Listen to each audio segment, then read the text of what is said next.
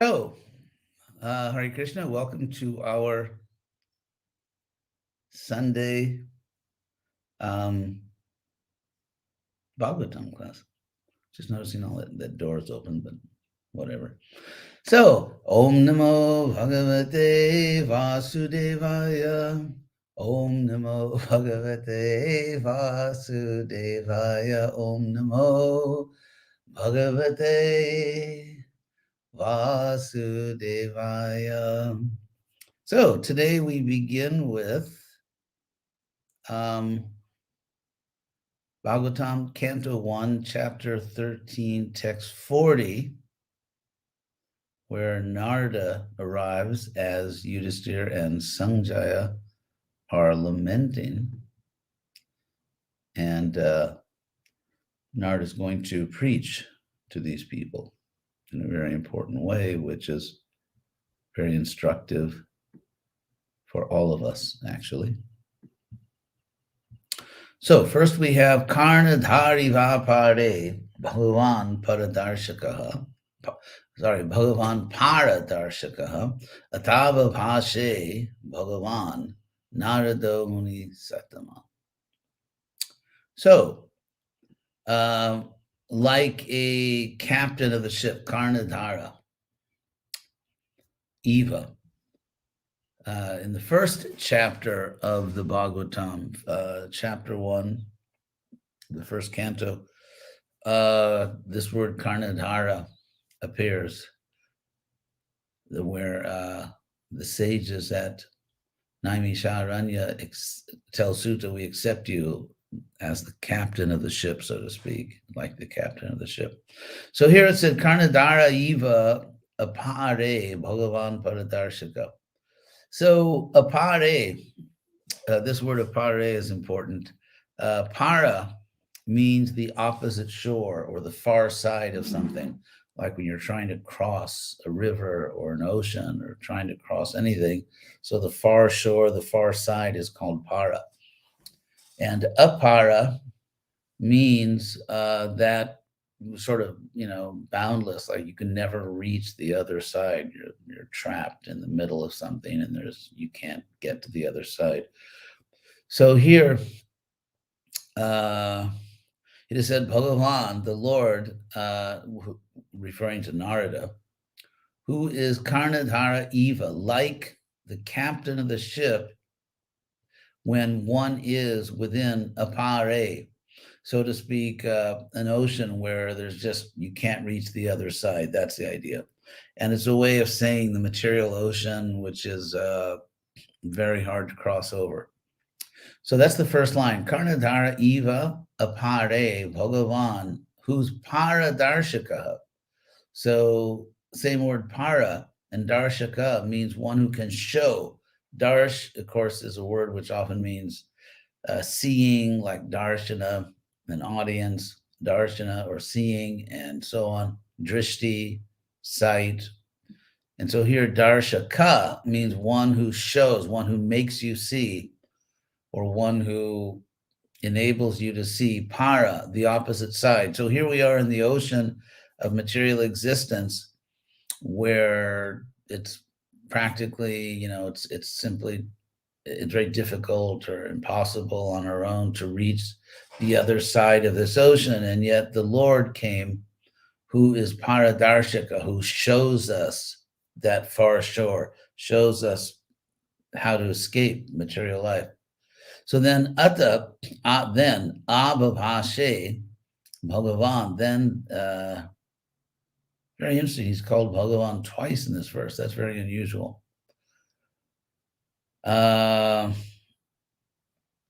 So the first time in the word for word probably translates Bhagavan, representative of the Lord, and the second time he says for Bhagavan, the godly personality. So it's very unusual here, twice in the same verse, actually twice in one sentence, Narada is called Bhagavan.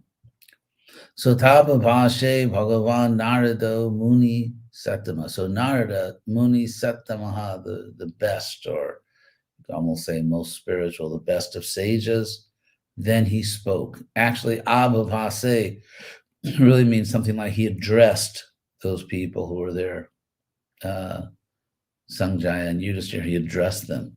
Abhavashe. So let's see how Prabhupada translates this verse.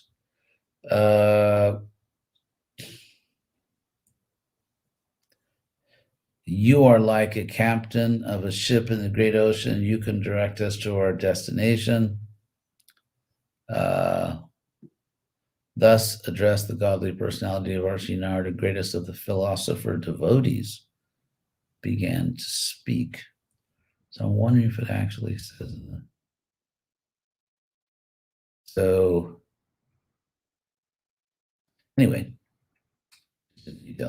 so the next verse, Narada Vacha. So Narada said, Ma Kanchana Shucho Rajan. Sanjay is there and also Yudhishthira, but following etiquette, Narada addresses the king, which is interesting. It's an interesting detail that Narada addresses the king, Yudhishthira, and says, do not grieve for anyone, O king, Rajan, O king. Ma Kanchana Shucho, don't lament for anyone. Why? Yadishwara Vashang Jagat, because the universe is under the Lord's control. It's very simple. Don't lament, don't grieve for anyone, because the universe is under the Lord's control. Loka sapala jasye me bahanti balimishitu. And the worlds with their rulers, with their leaders, carry vahanti, bullying, offering, or carry tribute to the Lord. So it's very interesting. So if we try to see logically what the connection is between those two statements. First, O king, don't lament for anyone, because the world is under the Lord's control. That's the first statement. And the next statement is, Loka sapala jasyeme vahanti balim ishitu. The Lord to whom, is the idea in English, the worlds with their leaders. In other words, not only the leaders, but the people of all these worlds. So the worlds with their leaders, these worlds, ime, means these worlds. So Narada's talking about the world that Yudhishthira is aware of. Now, he's not talking about other worlds somewhere else, but ime loka, these worlds, the ones you know about. So these worlds, sapala, some means with pala, their leaders, their protectors. All these worlds and their protectors, their leaders, carry tribute to the Lord. In other words, I think the connection here is that Narada is saying to Yudhishthira, look, the whole universe, at least people who are not demonic, all the good people of the universe, all the sane, normal people of the universe recognize the authority of the Lord, recognize his authority, and bring tribute to him. So therefore, you have to trust in him, because he is universally acknowledged to be the Lord, who is ultimately in charge of everything. And sa sangyunakti bhutani, he, the Lord, brings creatures together, saiva viyunakticha, and he alone separates them. So here we have these well-known Sanskrit prepositions, sam and vi. Sam means together, vi means apart. And yunakti, sa sang yunakti, he brings creatures together. He alone separates them. Very good advice, and it certainly gives you a powerful philosophical view on life and a way to deal with our own lives if we take this seriously. So the next verse is Yatha Gavo Nasiprotas Tantyam Badhas Chadam Avi. So, an interesting example, just as cows or cattle, Gava can actually mean, anyway, just as cows Nasi in their nose, nas, that's where we get the English word nose, nas in Sanskrit. So just as bulls, nasi in their nose, protas are strung, tantyam on a string, or like thick, or like a rope or a thick string, which is badhascha damabi, and bound by ropes. Damabi, the same dama as in Damodar, Lord Rope Waist, Dama Udara. But anyway, so the idea here is that, which is found in the Sanskrit dictionary, that in India, in ancient India, and even recent times, there would be a thinner rope or string that would be put through the nose of the bull, because, or the cows, is a very sensitive area and you can control them. And then those strings would be attached to a larger rope. So that's why it said here the cows are strung on a string through the nose and then bound by ropes. So this is a way that all the cattle are sort of kept under control and can be led where they need to go. So Vaktantyam Namavirbadha. Very interesting. So Narada says that he repeats the word tantyam, which means on this string or rope. In the Sanskrit dictionary, the word is tanti. Tantyam just means on the tanti. So tanti means a cord. That's the word I was looking for. A cord or a line or a string. It says in the dictionary, a long line to which a series of calves are fastened by smaller cords. So there's this cord, and so in the same way, vaktantyam, by the cord or by the string or the line of vak, speech, which Prabhupada translates here in the network of Vedic hymns. In other words, people, there's all these karma kanda Vedas where there's all these duties to your family and for your own material elevation. So people are the equivalent today, because obviously people today, even in India, don't base all their life plans on statements in the Vedas. So this is somewhat, you could say, anachronistic. This is talking about an older culture long ago. But the idea is that Vaktantyam, it's really universal here, because Vak doesn't just mean the Vedas. It can just mean words. Like, for example, let's say you see an advertisement about, take a vacation in Hawaii or the island of Bali, or go here, take a cruise or something. So that's Vak. People talk about these things. Of course, nowadays show pictures.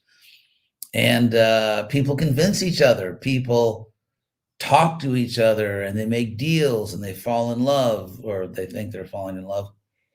And so if you think about it, the role of language, it's language that brings our attention to certain supposedly desirable things in this world, or people, and so on. So we are, in a sense, here it said namavir bandha, that everyone in this world is bound, bandha, they're bound, namavir, by names on the rope or on the cord or the line of language.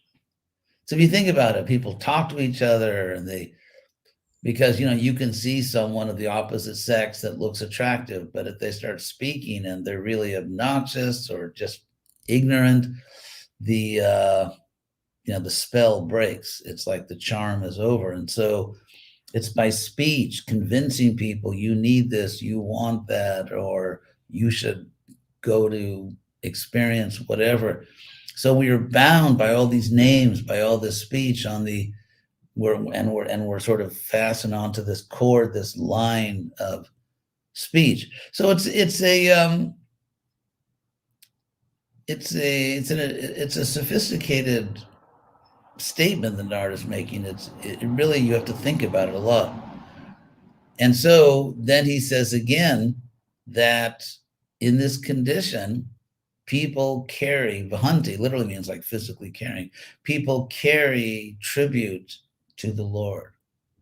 So it's a very interesting. I mean, you really have to think a lot about this. Like, why is Narada saying? He's sort of giving a picture of what the whole universe is in a nutshell. He's saying this is what's really going on in this universe.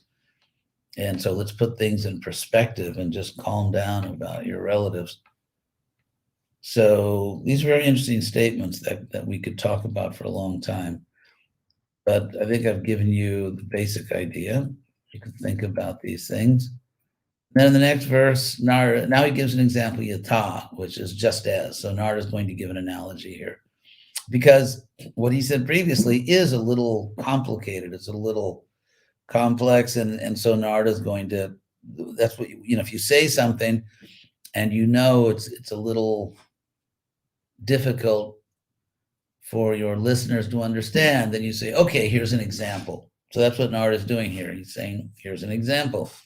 Yata kridopaskaranang sangyoga vigamaviha ichaya kridituk syatam taiv eshechayanana. Okay, so let's break this down and see what Narada is saying. So yata, just as krida upaskaranam, which Prabhupada translates very literally as playthings. Krida means play, and upaskara means things, things that you use for something. So kridopaskara literally means playthings, toys, play, or it can be not just, for little children, it can be just things that people use for recreation, for amusement. There's even adult board games or, there are sports or whatever.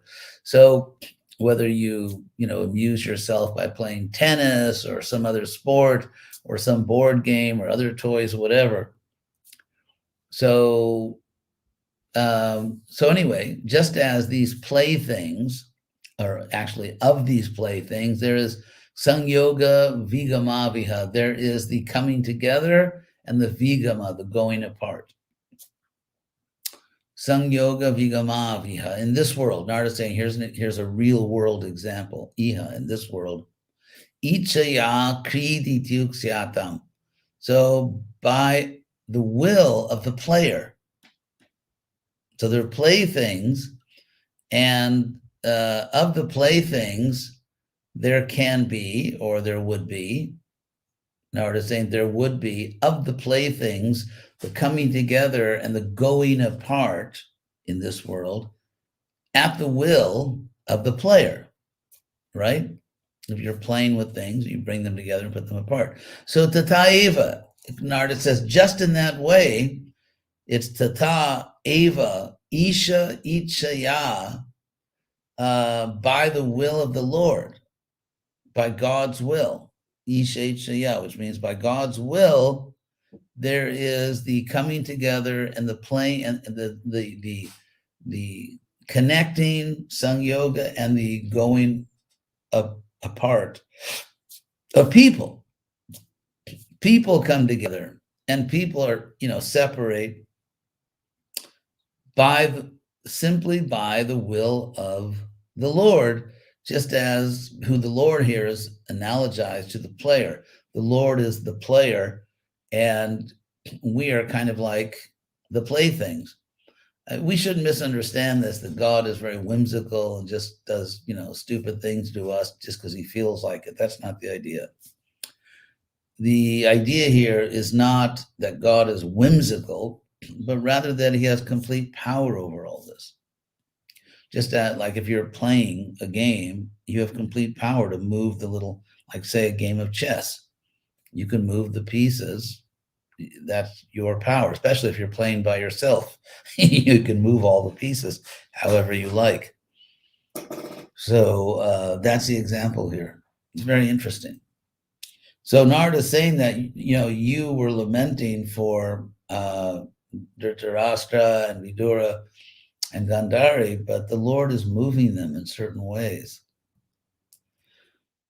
So then Narada says, Janmanyase dhruvam lokam adhruvam vanachobhayam. So whether, he says, this is in Sanskrit how you would say, whether you think, this is the second person, whether you think that this world is permanent, or adruvam, impermanent, or neither of those. Na cha ubaya. Ubaya means both. So na cha ubaya means neither of the two. Sarvatahi shochaste.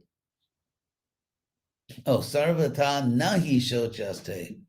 In any way, in any way you look at it, sarvata, those people te are not to be lamented by you. You should not lament for them. They're not pitiable. Vidura, Dhritarashtra, Gandhara, they're not pitiable. They're not to be grieved over. Sneharan yatra mohajat. Unless, or they're not to be pitied, unless, of course, you pity them because of affection, which is born of illusion. So sarvata and anyatra, I'm trying to put this, say this the way we would say it in English. It means the same thing.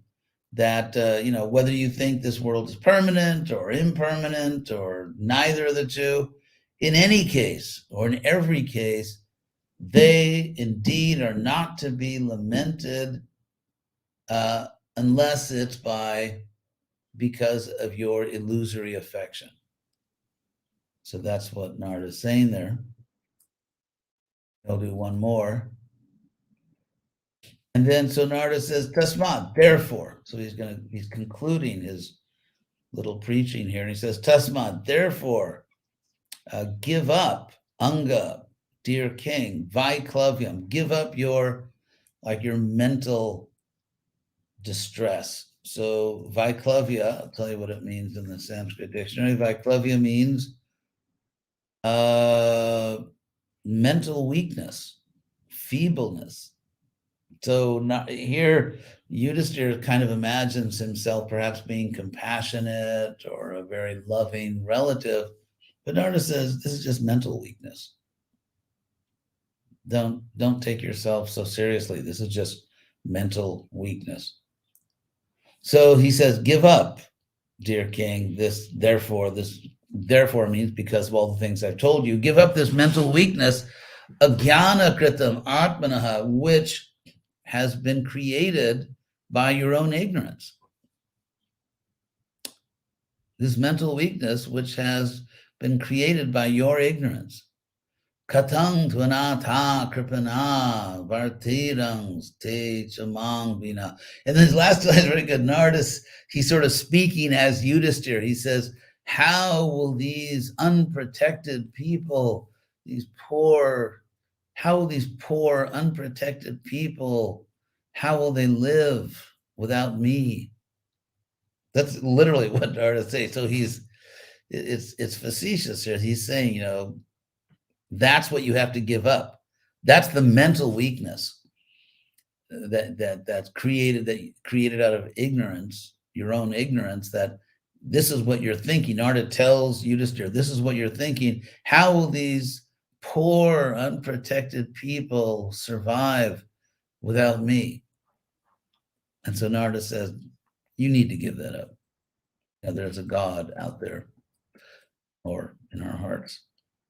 So I will stop there for today. We did, I think, 6 verses. So I believe you all got your money's worth. And let's see if there are any questions today.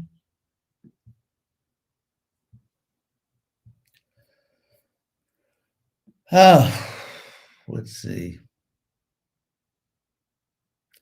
So thank you all for showing up, and thank you for your comments.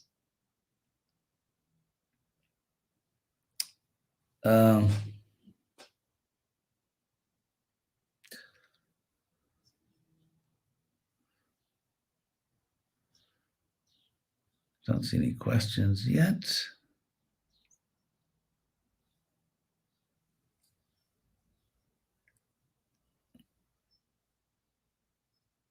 Leelakar, he always asks a question.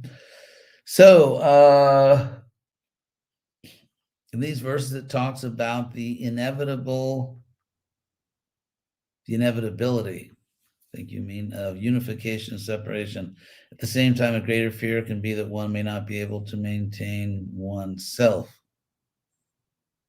Can these two fears be related? Well, they're just different fears. That's what Krishna says in the Bhagavad Gita. Bahushaka hinantas cha Sainam. If we are not determined in Krishna consciousness, we have all kinds of mental concerns, troubles.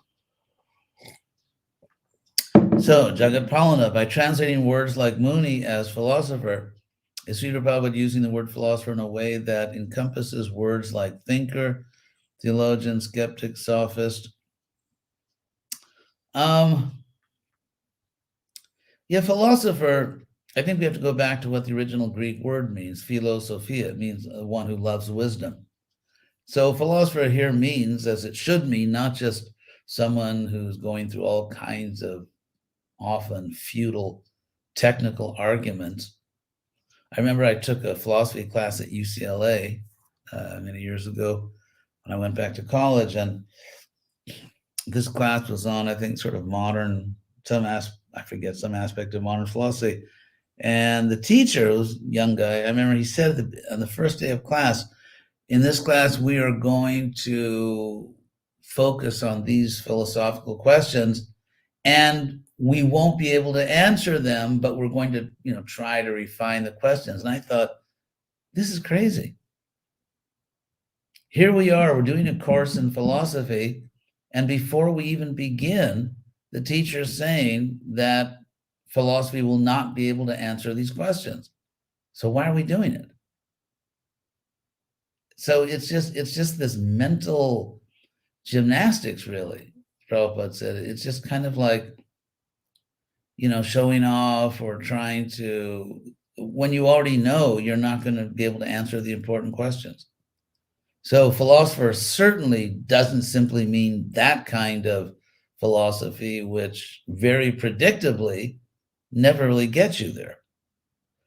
So Muni, philosopher here, means just someone who thinks deeply about things, who thinks deeply and logically about things, but thinking deeply and logically includes understanding the need to devote oneself to God. That is a very logical conclusion for someone who's actually thinking lucidly, clearly. I think, let's see, anything else? Gone. Okay, I don't know if you have a spiritual name, Jose Carlos Marcelo Jr. How can we always be respectful, even with some older and offensive people? That's a good question. Well, probably the best way to be respectful is avoid them, because some people are so aggravating that it's hard to be around them very much and always be respectful because they provoke us. So, I mean, we should be tolerant and we should be respectful, but at the same time, we have to choose to associate with people whose company is favorable for our spiritual life. Ixhuaco. Let's see, from Spanish. If lamentation is due to mental weakness, why does Krishna give some samples of lamentation also, as when they killed his father-in-law Satyajit and other cases? Krishna's playing the part of a human being. I mean, why did Krishna send messages when he's already in everyone's heart? He could just tell people what he wants them to know. Or why does Krishna wait to hear a message from someone else when he already knows the answer? So the Bhagavatam, the first chapter of the Bhagavatam, says that Krishna came to earth kapata manusha, pretending to be a human being. So it's just part of his pastime. So here's one. How can we know whether our affection is illusory? Dushala. That's Dushala. How can we know whether our affection is illusory or spiritual? Well, in order to successfully practice bhakti yoga, we need a certain self-honesty. It requires some intelligence. Just like in that famous Bhagavatam, verse predicting Lord Chaitanya's avatara. It said that Yagyaya Sankirtana Prayaya Jantihi Sumedasa, those who have good intelligence will worship the Lord through the Sankirtan movement. So, yeah, we have to have some intelligence and just power of, I don't know, self-honesty, self-reflection. And so if you're sincere, you should be able to tell the difference. So from Parangshaya in Deutschland, what is the opposite between Muni and Rishi?